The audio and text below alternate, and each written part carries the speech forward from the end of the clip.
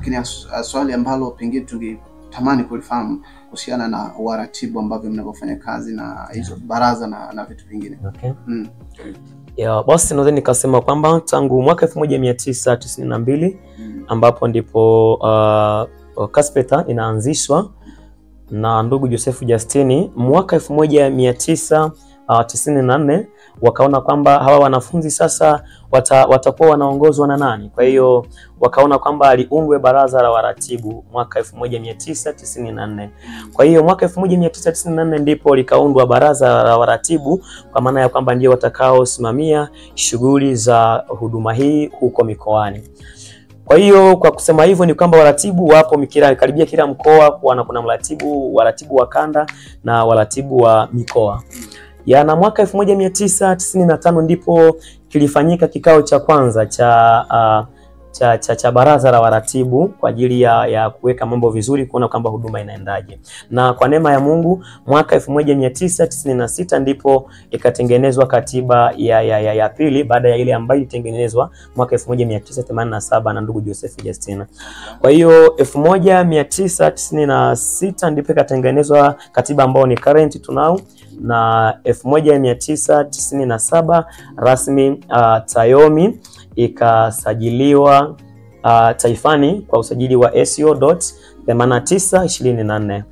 Kwa hiyo kwa maana hiyo ni kwamba Tayomi nayo pia inafanya kazi kwa kushirikiana na CPST, kwa maana ya wachungaji ambao baraza la maaskofu ambao ndio wanaoweza kuwashauri Tayomi nini tufanye, twende hivi. Kwa kusema hivyo ni kwamba wachungaji wote wa makanisa ya Kipentekoste ambayo hayana utata wa imani wanaweza wakawa walezi ndani ya huduma na waratibu hivyo. Okay. Naona madini haya vitu muhimu sana hivi vya kufahamu. Unajua tumekuwa tunaisikia tu Tayomi, tunasikia Caspeta na nini. Lakini watu wengi wanakuwa hawajui vitu fulani. Lakini leo kupitia Cam TV Tanzania tunapata madini fulani. Asante. Labda tufahamu mwamko wa Caspeta kwa upande wa vyuo na secondaries ukoje? Okay. Naweza nikasema mwamko kiujumla uko vizuri, ukizingatia pale mwanzoni nimesema wakati huduma inaanza ilikuwa na wanachama 72 tu katika chuo cha uhasibu Dar es Salaam wakati inaanza, lakini mpaka sasa hivi tuna zaidi ya wanachama 40,000. Kwa hiyo unaweza ukaona kwamba ni kwa namna gani ambavyo huduma inaendelea kukua, na ukizingatia kauli mbiu ya huduma ni kwamba to change the life of the youth, to change the world. Alafu tunasema I first then others. Kwa hiyo lengo kubwa ni kubadili maisha ya kijana kwa ajili ya kubadili ulimwengu. Kwa hiyo it is not only for Tanzania lakini hata dunia kwa ujumla, kwa maana kwamba kuna wengine watatoka Tanzania watakuwa ni viongozi Afrika Mashariki na dunia kwa ujumla. Kwa hiyo naweza nikasema kwamba maendeleo kiujumla sio mbaya, tunaendelea kupiga hatua, na ukizingatia zaidi ya mikoa 20 tulioifikia kihuduma, kwa kweli tutakuwa na makambi pamoja na program mbalimbali ambazo zitalenga kuwaelimisha vijana ili kuweza kufikia malengo waliojiwekea. Okay. Huwa najua kuongozi umepita mrefu sana hapa kutoka mwaka 90 na kitu kuna nini. Huwa mna utaratibu wa kuwa na listi ya wale viongozi ambao walishapita kwenye Caspeta sasa wa taifa, labda walishapita kwenye uongozi, na pengine nadhani wengine ni watu wakubwa sana serikalini labda na nini. Huwa mna mawasiliano, kuna namna yoyote ya kuweza kufanya supporting na vitu vingine? Nadhani baada ya kumaliza hasa masomo ya chuo, kwamba tukizingatia kwamba mtu akisha graduate kuna huduma ambayo huwa inawaunganisha wale graduates wote ambao wanakuwa ni after school, kwamba inaitwa CRPDs. Kwa hiyo wale CRPDs manake ni wale wana Caspeta ambao tayari wamegraduate. Kwa hiyo kwa kupitia mkakati huo huwa unawaunganisha, na pia mawasiliano yapo, na huwa pia wanatoa support zao wakati ambao tunakuwa na matukio. Kwa hiyo kwa kusema hivyo ni kwamba hatuachi tu kwamba vile wanavyokuwa wamemaliza masomo yao wanaondoka tu mtaani, hapana, lakini kuna huduma inaitwa CRPDs ambayo ndio huwa ina mkakati ambao huwa unawaunganisha wote baada ya kumaliza masomo yao. Kwa hiyo mawasiliano yapo, na pia listi za viongozi kuanzia ngazi ya matawi mpaka ngazi ya taifa huwa zipo. Kwa hiyo kila mwaka zile taarifa zinatumwa mahali ambapo zinatakiwa kufika. Kwa hiyo kwa kusema hivyo ni kwamba majina ya viongozi wanaopita huwa yanatunzwa kwa ajili ya taarifa za hapo baadaye, na tunashirikiana nao vizuri. Okay. Yeah. Makao makuu mwa Tayomi Taifa ni wapi? Dar es Salaam au? Asante. Makao makuu ya CASFET Tayomi yapo Morogoro. Kwa hiyo pale ndipo kuna makao makuu. Na kwa sasa naweza nikasema kwamba kuna shule yetu pale ya huduma inaitwa Dr. Mesga Secondary School ambayo ipo Morogoro, wilaya ya Mvomero. Kwa hiyo hapo ndipo tunapokutana kila mwaka kwa ajili ya matukio ya kitaifa. Yeah. Okay. Sawa, asante. Ushirikiano wa wenu nyinyi na serikali, kwa sababu mnafanya kazi kwenye taasisi za serikali, na ukoje, mnafanyaje kazi hapo? Naweza nikasema kwa sababu kama nilivyosema kwamba mwaka 1997 Tayomi ilisajiliwa rasmi taifani. Kwa hiyo kwa kusema hivyo ni kwamba kama ilisajiliwa taifani, kwa hata ushirikiano pia upo.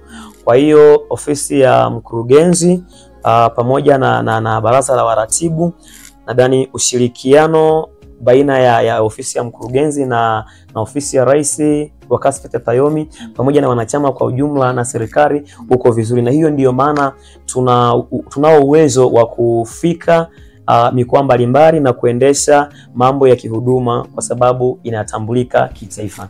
Mnashiriki matukio ya kiserikali labda kama mtoto wa Afrika nini na vitu vingine au? Naweza nikasema kwamba kwa namna moja ama nyingine tunashiriki kwa sababu huwa tunafanya charity mbalimbali kama masuala ya kijamii. Kuna ile ya kuwafikia watoto walemavu, kuwafikia hospitali kwa ajili ya kuzungumza na kuwaombea wagonjwa na kutoa baadhi ya misaada. Kwa hiyo tumefanikiwa kufanya charity mbalimbali. Nadhani tangu kuanza kwa huduma zimefanyika charity mbalimbali katika mikoa mbalimbali, na hivi karibuni tutakuwa na charity kwa mkoa ambao nipo sasa hivi. Kwa hiyo tutafanya hivyo, na ni mambo ambayo huwa tunayafanya karibu kila mwaka kwa ajili ya kuendelea kuisupport serikali yetu kwa ajili ya kuwasaidia watu wenye mahitaji maalum. Walimu wanawapaje ushirikiano katika program shuleni na nini? Nadhani kuna waraka sijui na nini. Ushirikiano ukoje katika masuala mbalimbali na basi wewe kama kiongozi wa taifa? Nadhani kila penye mafanikio pia kupana changamoto, lakini kiujumla nadhani nikasema kwamba tunashirikiana nao vizuri kwa kuzingatia kwamba wanafanya kazi kwa kushirikiana na waratibu ambao wanakuwa ndani ya wilaya husika, mkoa husika. Kwa hiyo japokuwa kwamba kuna baadhi ya maeneo tunakutana na changamoto kama hivyo, kwamba watoto muda mwingine wanapata changamoto kwa ajili ya resistance, kama unavyojua mambo ya huduma na kazi ya Mungu. Kwa hiyo lakini kiujumla ni kwamba tunafanya vizuri na walimu walezi walioko mashuleni na vioni. Kwa kweli tunaweza tukasema kwamba wanafanya kazi kubwa na jitihada zao tunaziona, kwa sababu wale watoto mpaka kufikia hatua ya kuwa wanakusanyika kwa ajili ya matukio ambayo yanakuwepo ndani ya mkoa ni kwa sababu ya hawa walimu ambao wanakuwa nao. Kwa hiyo tunaona kwamba wanawalea vizuri na ushirikiano ndio nikasema kiujumla uko vizuri, pamoja na kwamba kuna baadhi ya maeneo tunapata changamoto kama hivyo, na kuta labda shule inakuwa na maybe ni ya dini nyingine hivyo, uongozi uliopo hivyo, lakini pamoja na yote hayo nadhani nikasema kwamba tumefanikiwa kuweza kupata walimu ambao wamekuwa wakitusaidia sana kuweza kuweka vizuri huduma hii na mpaka kufikia wakati huu. Nimeona kuna jambo ambalo linaendelea sasa hivi Babati, nadhani ni Babati Manyara. Ni nini hasa program? Pale Manyara nadhani nikasema pale Babati wamefika vijana wa Chuo Kikuu cha Dodoma CASFET Tayomi. Kwa hiyo wako kwenye mkutano wa Injili ambao wameanza tangu tarehe 9. Hapana, ni mkutano tu wa chuo kimoja, kwa kuzingatia kwamba kwa mfano chuo cha Iringa wale watu wa Muse kwa maana ya Mkwawa walikuwepo Dodoma, na watu wa DIT Dar es Salaam walikuwepo Zanzibar, na baadhi ya vyuo mbalimbali ya IFM wamefanya mikutano yao na mingine inakuja hivi karibuni. Kwa hiyo unaweza ukaona kwamba ni karibu kila mkoa mikutano inaendelea. Kwa hiyo sio tu kwa watu wa UDOM, lakini pia hata vyuo vingine wanaendelea na mikutano ndani ya mikoa mbalimbali. Vizuri sana, watu wanahamasika. Kwa kweli tunamshukuru Mungu na watu wanaokoka wanampokea Yesu kupitia mikutano hii. Hongera sana President. Kwa kumalizia sasa, labda tufahamu kuhusiana na changamoto za ujumla kama CASFETA Tayomi Taifa, ambazo unaona kabisa hii ni main ambazo kama taasisi sasa zina ni challenge, na pengine unaweza kutoa ushauri ama ukaomba ombi na nini na vitu vingine. Kiujumla naweza nikasema changamoto kubwa imekuwa ikitokea hususa kwenye perception za watu kwa baadhi ya niseme makanisa. Unakuta yani huduma ni kama hawaitambui vizuri, kwa hiyo wanakuwa wana resist kwamba watoto hawa wasiende huku mara hawa waende huku, kwa sababu ya kutokujua au kutokufahamu kwamba CASFETA ni nini. Kwa hiyo leo nikaona kidogo niweze kuizungumzia ili kwamba wale watu ambao wanaweza wakasema kwamba CASFETA ipo chini ya kanisa, kuanzia leo wajue kwamba CASFETA haipo chini ya kanisa, lakini inawaunganisha wanafunzi wote waliookoka, walioko mashuleni na vyuoni, waliotokea makanisa ya Kipentekoste yasiyokuwa na utata wa imani. Lakini kumekuwa na baadhi niseme watu wanakuwa wanaisemea vibaya huduma, kwamba kuna baadhi ya makanisa pia yanakuwemo nayo sio ya Kipentekoste, wanatumia vitu hivi na hivi. Lakini mimi kama rais, kwa sababu naweza nikasema kwamba nimetumika sana tangu nikiwa kidato cha pili ndani ya huduma hii, naijua na naielewa. Kwa hiyo naweza nikasema kwamba wale watu ambao wamekuwa wanasikia kwamba CASFETA hivi, mtu yeyote asisemee CASFETA kwa namna nyingine tofauti na hivi ambavyo nimezungumza hapa. Kwa maana kwamba sisi tunashirikiana na tuko chini ya CPST, chini ya Tayomi. Kwa hiyo tunajua kwamba misingi yetu ni umoja, utakatifu pamoja na elimu. Kwa hiyo mtu yeyote asije kazungumza na kusema kwamba CASFETA inashirikiana na makanisa mengine ambayo yana utata wa kiimani. Hicho kitu kiufupi niseme kwamba hakipo ndani ya mkakati huu na ndani ya huduma hii. Rais, kulikuwa kuna vitu namalizia kuhusiana na ile program. Ndio. Karibu. Nilikuwa nasema baada ya kuwa Tayomi imeona kuna maadili ambayo yanakosekana mashuleni. Mwaka 2001 wakaanzisha mkakati mwingine ndani ya Tayomi ambao unaitwa EEMC, kwa maana ya Ethics and Education Motivation Club, ambayo imelenga sana kuwaelimisha wanafunzi kuhusiana na mambo ya kijamii, mambo ya kielimu, kiafya, pamoja na namna gani ambavyo wanaweza wakakuwa katika maadili ambayo yanaweza yakaifaa jamii na taifa kwa ujumla, baada ya kuwa wamemaliza masomo yao na wakati ambao wanakuwa wakiendelea na masomo yao.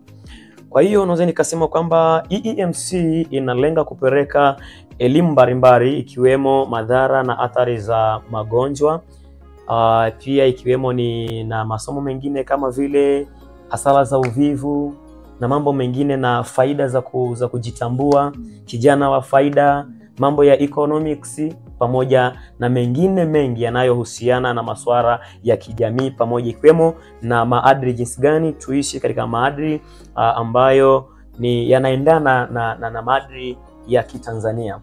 Kwa hiyo watu kama shuleni kupitia mkakati wa EEMC wanaelimishwa kujua namna gani ambavyo pia wanaweza wakatunza miili yao ili kuweza kuyafikia malengo. Kama unavyojua, mtu akiwa na afya njema ataweza kusoma vizuri, na pia atakuwa actually anafanya mambo mazuri kwa sababu yuko na niseme na peace of mind, lakini anakuwa na physically yuko good. Kwa hiyo hata hivyo watu baadhi wamekuwa wakiona kwamba mkakati wa EEMC ni kama wanaendesha mambo yao yani kama vile kisela, lakini haiko hivyo. Ni kwamba wamelenga kuwafikia watu wote. Naomba nieleweke hapo, watu wote, na kuwaelimisha. Na Kwa mfano mzuri ni kwamba makongamano mengi ya EEMC tunawaalika hata watu kutoka dini zingine, dini zingine, kwa mfano wa RC hivyo, kwa sababu yenyewe imelenga kuwaelimisha watu kujitambua kuhusiana na masuala ya jinsia na mahusiano, ya jinsi gani vijana wajue namna ya kujitambua, kwa wakati ambao ni sahihi wawe na mahusiano, wakati ambao sio sahihi wayaache kwanza, pamoja na mambo mengine mengi ambayo yamelenga kuelimisha jamii katika nyanja mbalimbali. Asante. Mtazamaji wa Come TV Tanzania, usisahau tu kusubscribe, kulike, kushare pamoja na kucomment kile chochote ambacho unaona kwamba kiko katika mada hii na tuko na rais hapa atakujibu muda wote, wakati wote. Mimi jina langu naitwa Mr. Come TZ. Rais, kwa kumalizia, hili ni jambo muhimu sana. Dunia inabadilika na mambo yanakwenda badilika. Au ni mwaka 2025 sasa, tunakwenda 2026. Mambo yamekuwa ni mengi sana tofauti na miaka ya nyuma, na tunajua CASFETA Taumi ni kubwa na imeanza muda mrefu, na kama ni moja kati ya jumuiya ambayo tunaweza tukasema ni kongwe. Kwa sasa tunaona kuna baadhi ya jumuiya zinaundwa na nini, labda kuna kanuni yoyote au utaratibu wowote ambao pengine unaweza kumzuia mtu kuanzisha jumuiya kutokana na ukubwa na nafasi na mambo yanavyobadilika? Kiujumla nadhani nikasema kwamba haipo, lakini anapokuwa amefuata taratibu zote za kiserikali na asiwe tu nje na katiba na sheria ya nchi, anaweza akaanzisha. Lakini tu anavyoanzisha, kama ni ministry, kama ni huduma ambayo imelenga kuwalea wanafunzi, yani atumie tu njia ambazo zisiache maswali ndani ya vichwa vya wanafunzi, na zisiache pia migogoro na migongano ambayo kiujumla inakuwa sio mizuri, kwa sababu tunawalea hawa watu, lakini lengo kubwa ni kwamba wakue katika misingi ya dini na baadaye tuweze kufikia ufalme wa Mungu, ikiwa ndo lengo kubwa la kuweza kukusanyika na kufanya ibada, ili ya kwamba tuweze kufika pale ambapo tunatamani kufika. Siku ambayo Mungu atarudi, wote tuweze kuona ufalme wa Mungu. Kwa hiyo mtu yote anapoanzisha ministry au huduma, ajaribu kuangalia, asiangalie tu maslahi, lakini aangalie pia ile namna ya kiroho, ambapo kwamba huyu mtu ninapoanzisha hichi kitu hakitakuwa na effect katika maisha yake ya kiroho, itakuwa ni vizuri. Lakini mtu anapoamua tu kuanzisha huduma ministry ambayo inaacha maswali na contradiction katika vichwa vya wanafunzi, au niseme katika vichwa vya watu, inakuwa haipendezi. Kwa hiyo kwa kusema hivyo, naweza nikasema pia maaskofu na baraza lote CPST wanaweza wakaliangalia hili kwa upande wa pili, ili kwamba hawa watu tunapokuwa mashuleni, of course tunakutana na mambo mengi, lakini waweze kuliangalia vizuri, ili kwamba katika mambo yote ambayo yanakuwa yanaendelea yasiweze kuathiri ule ukuaji wa kiroho wa wanafunzi pindi wanapokuwa mashuleni na vyuoni. Okay. Mimi ni kupongeze, lakini pia ni wapongeze sana CASFETA Taumi. Miaka ya karibuni hapa nimeona wanafanya vizuri sana katika masuala mbalimbali ya kuwasaidia wanafunzi hawa kiroho, lakini pia na mambo mengine. Sina la ziada zaidi, labda kama kuna jambo lingine la kumalizia kama rais, unaweza kumalizia, na kama ushauri, kama ni wanafunzi wanakusikiliza sasa hivi, unaweza kuambia nini sasa wakati tunamaliza? Okay. Nitoe shukrani wote ambao nimekuwa hapa Come TV.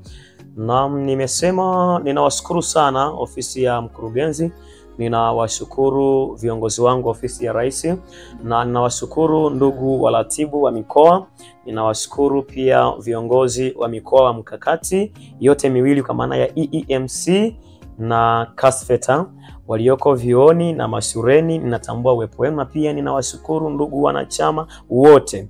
Kwa kusema hivyo, niseme kwamba kwa wale wote ambao wamekuwa na maswali mengi kupitia makala hii, utakuwa umeelewa sasa nini maana ya CASFETA na imelenga nini.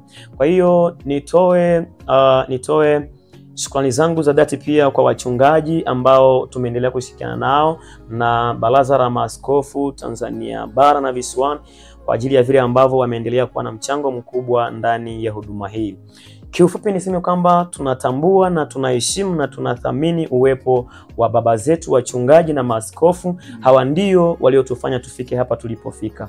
Kwa hiyo atakayesimama na kusema kwamba mimi nasema hivi, hapana. Lakini sisi kama wanafunzi tunaolelewa na hawa watu tunarecognize uwepo wao na pia tunathamini uwepo wao, kwa kuzingatia kwamba Tayomi, narudia tena, sio kanisa.